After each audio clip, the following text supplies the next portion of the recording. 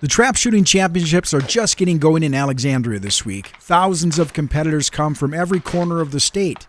Scott's family drove over 3 hours to be here. Well, we come from a shooting range in a town called Dumfries, which nobody would know where that is in our part of the state even.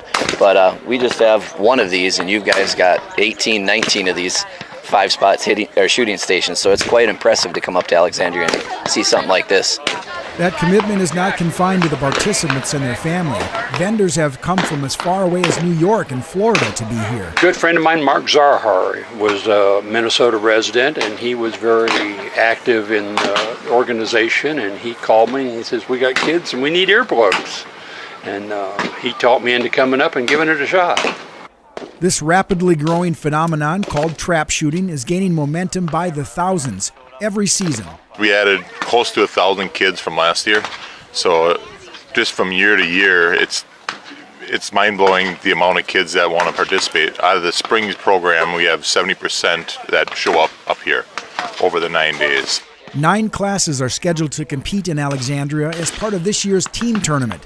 Monday's Class A tournament was canceled because of rain. It's about the only thing that could slow down this sport, not only in Minnesota, but all over the country. This is where it started. So in 2008, we had 3 teams and 30 kids, and now we're in 20 states with just under 22,000 kids.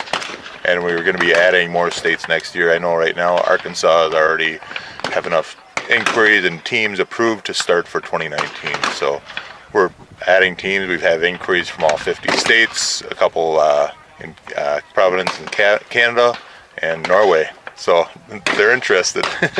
What we really realized when we first started this is we were solving shooting sport problems. The decline of hunters and the outdoor activities and the expenditures was really a problem for decades. But once we got this program going and we really talked to school officials and their families, is we really solved a school problem. And schools are challenged with participation levels at the school for activities, costs that are associated with it, Title IX compliance, equal opportunity for boys and girls, and adaptive athletes, so kids that have physical disabilities.